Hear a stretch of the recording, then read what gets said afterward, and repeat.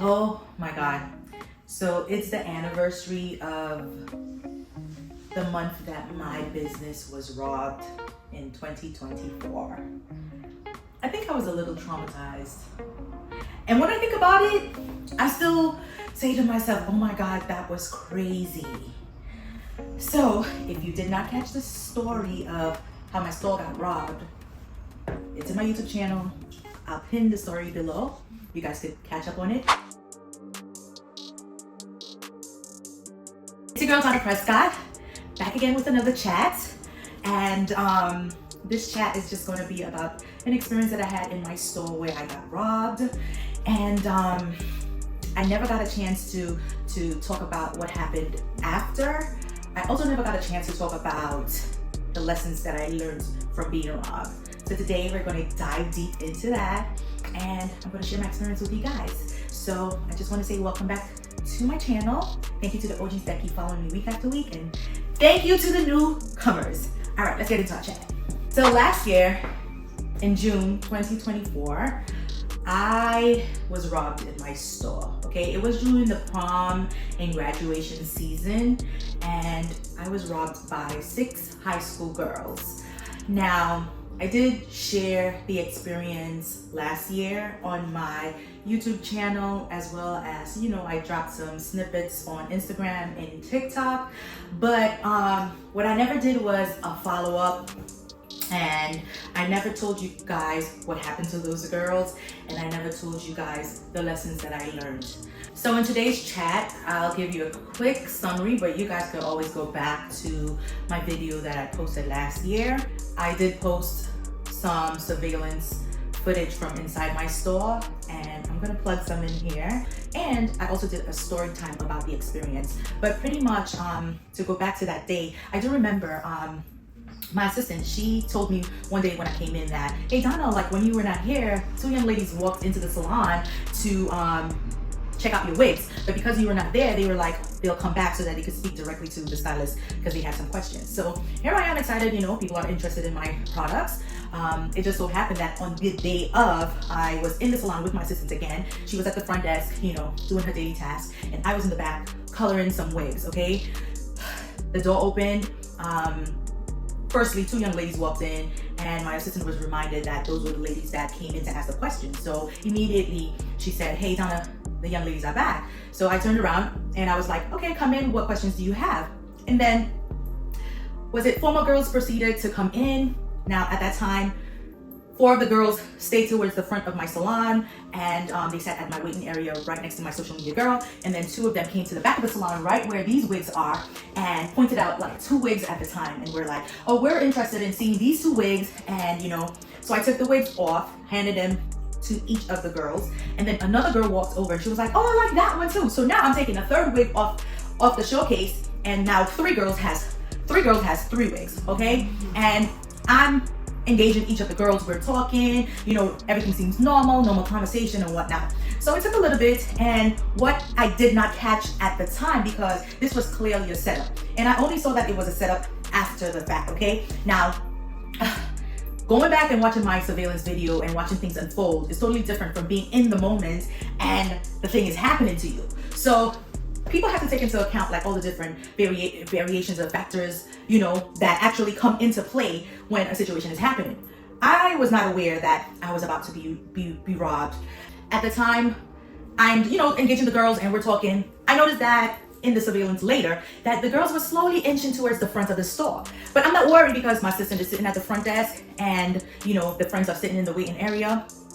There was another thing that I didn't notice at the time, was that one of the young ladies got up and she stood in the door. So she had the door and she was holding it open and talking to her friends. So like, it's a lot going on, and I'm not thinking. At some point, all of the girls were kind of close to the front of the salon. So my assistant is still sitting at the front desk, and they're bunched up near the waiting area. It is a very small store, and at that very moment, while they're all bunched up near the waiting area, because to me what it looked like was, they're showing their friends like, what do you think? And you're having a conversation with the ones that's waiting and the ones that's standing up with the wigs. So I'm not thinking anything of it. So again, like I said, these girls are in between my assistant sitting at the front desk and me standing just overlooking them. So the minute that I turned around to check on my color, mistake that I made, which I'm clearly aware of right now. Those girls created such a commotion. It was just like a loud screaming noise. I don't even know what they said, but it was just so loud because it startled me. It startled my assistant. And in the moment, my assistant stood up from her desk with her computer, kind of shocked, and sat back down. And I'm turning around like, oh my God, what's happening? And then they all ran out of my store. So we're looking at each other like, wait, what is happening? What just happened? Like, we were not expecting it. And my brain did not click to, oh, run after the girls. So we're asking each other like, wait, what's happening? And then I'm walking towards the door and I looked outside. Some girls ran to the left, some girls ran to the right. And then I turned around to talk to my assistant and I'm telling her like, call the police. Now, that was pretty much what everyone saw on the camera. They just saw that girls ran out of the store and that I just walked to the door and I looked and I didn't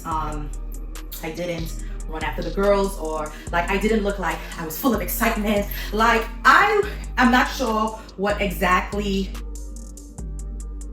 if there was a protocol of a way that I needed to act. Okay, so after the fact, I got a lot of negative feedback when I posted the video surveillance from inside of my store. So everybody had an opinion about what I should have did. Why did I do that?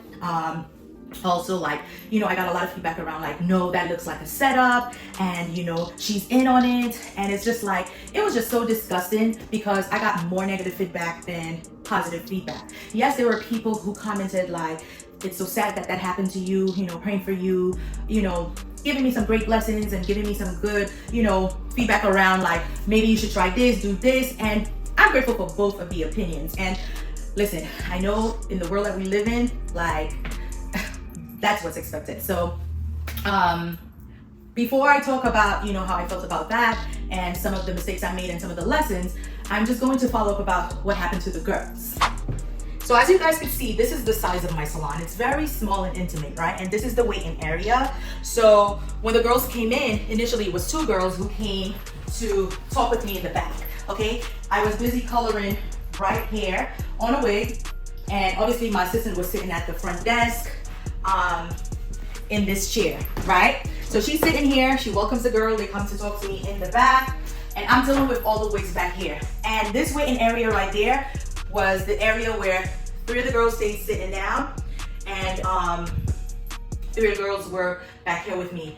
And at one point, one of the girls got up, and she just stood in the doorway like this, engaging with her friends. So imagine 2 girls are sitting down, you standing in the door, the assistant sitting at the desk, and you know, they chit-chatting, they're not doing anything with us in the back.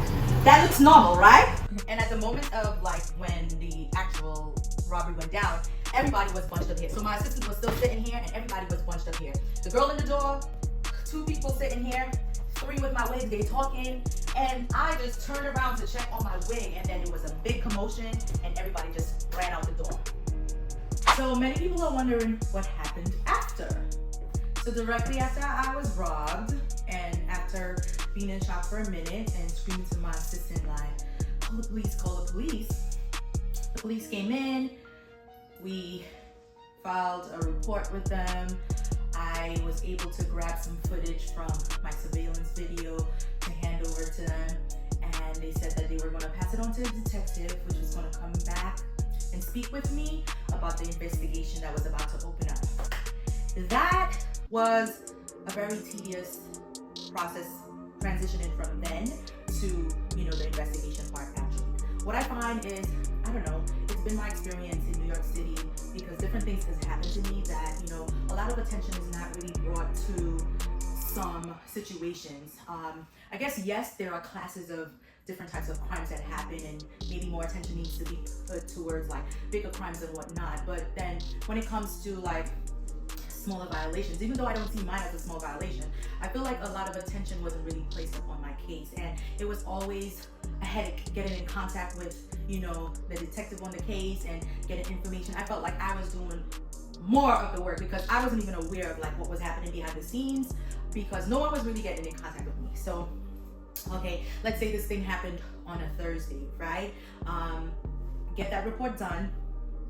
The next day, a detective reaches out to me comes in, gets some more information, and I realized like, okay, what more can I do to be more proactive? So I decided to call News 12 to get this type of violation put out to the public so that they could become more aware of what's happening. And if this could prevent a situation from happening to another small business owner, I really wanted to put it out. So News 12 came out the Saturday morning, I think it was, and we did a news segment breaking down exactly what happened. They interviewed me, they showcased my store, they plugged in some video from my surveillance, and the news went live that day. And right after, like, my phone would not stop dinging. Like, I got tons and tons and tons of messages from people telling me the names of the girls, sending me their addresses, telling me what schools they went to, and just telling me all different stuff about these females. And I'm sitting here like, oh my God, like, I'm a woman, I was once a teenage girl. It just put me in a place of like, why? Like, why was there a need to, actually come out and just rob another, I'll say it, another like black person? Because these were black girls, and not saying that other races and whatnot don't steal, and it's okay for one race to steal from another, but it's like, do you recognize that I'm a small business owner?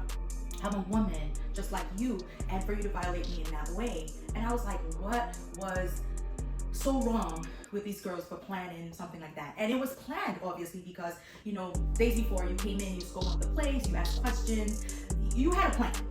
So now I'm getting all this information, and I'm starting to kind of get emotionally invested, because now it's kind of triggering the parts of me who was a young teenage girl who sometimes got into things that I shouldn't have gotten into. So I also got a phone call from a young lady who was the representative of the group. She said that, hey, my name is so-and-so, and I'm calling on behalf of the group. They are very afraid. They were not, they didn't know that it would go that far. Like, what did you expect? You just stole and robbed from somebody. Like, it could go very far, like further than just the news. Like, I don't think people sit and think about like the consequences of their actions, okay? So she said that they were very scared and they didn't want to get arrested, and that maybe was it possible for me to set up a time for her to bring back the wigs for me from the young ladies. I was not expecting that. There was no talks about apologies and whatnot, even though they were afraid. But I told her, let me just think about it. I took a number and I said I would be in contact with you. So by then I had already given the detectives like all the information that I had as far as like names, addresses, and whatnot. What was very shocking to me was that some of these girls lived in Sheepshead Bay. Like, that was one of the furthest addresses that I got. And it's like, you leave that area to come all the way to Crown Heights as a group, to rob someone's store. Like, I just cannot make sense of it, okay? So anyway, what happened, with all the information that I had, I just decided not to press charges against these girls in hopes that, that in itself was a lesson to them, okay? They called, they were afraid, and I didn't really want to jeopardize their future. Although sometimes some people need to learn the hard way, okay? But in that instance, I was just like, you know what? I'm not gonna press charges. So that was pretty much what the after was. I never retrieved the wigs. I just had to go ahead and file me a business insurance claim. And there were a lot of people who were saying that, I was in on it and maybe I did that for insurance and whatever the reasoning that they were giving. It's like, I get it. I know what this world is. I know that there are people that do those types of things. They scam for a living, but that's truly not me. I have not invested 14 plus years into a business just for me to sit here and scam, okay?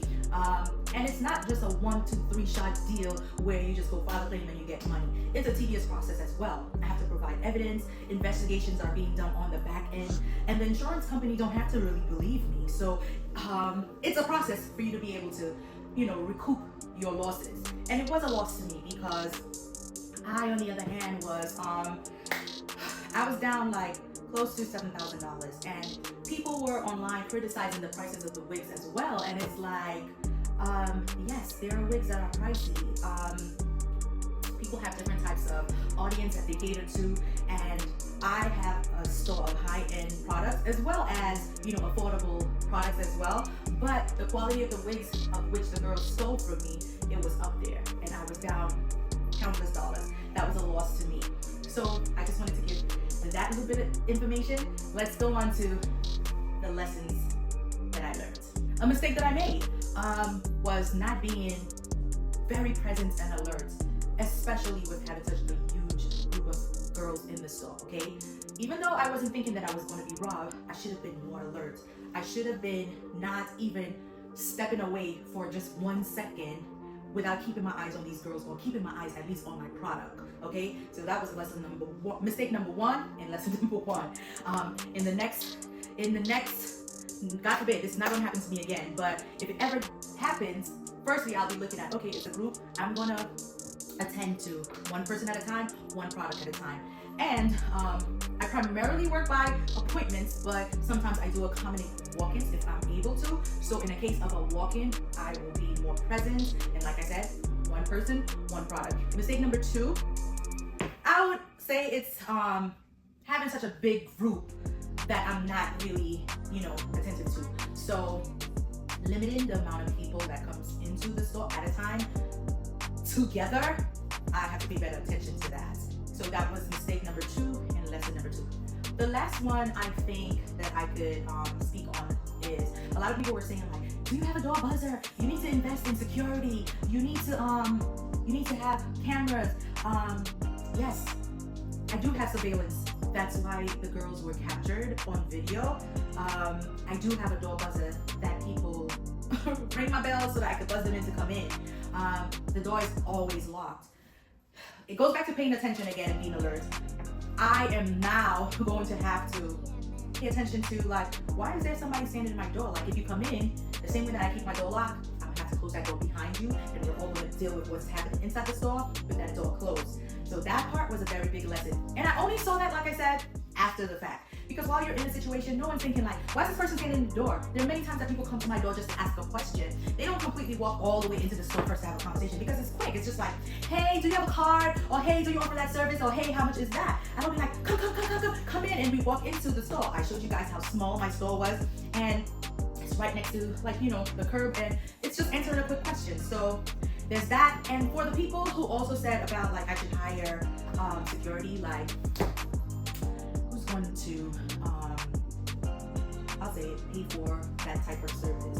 Like, I'm a small business owner, a small location, I'm trying to grind and grow, and I don't see a lot of small businesses around here with security at their front door, okay? So yeah, those are the lessons. Those were some of the mistakes that I made. I hope it serves someone else in the instant, because, you know, sometimes you don't know what you got to do until it happens to you, okay? Because we're not sitting here thinking about all the things. As a small business owner, we wear so many hats every single day, and sometimes it becomes a lot. I hope this helps someone else. If you guys, you know, want me to get into any other aspects of it, feel free to leave the questions in the comments. And I do look forward to many more chats with you guys. And thank you for joining me week after week. Don't forget to subscribe for more of my chats. I love you guys. I'll see you next week.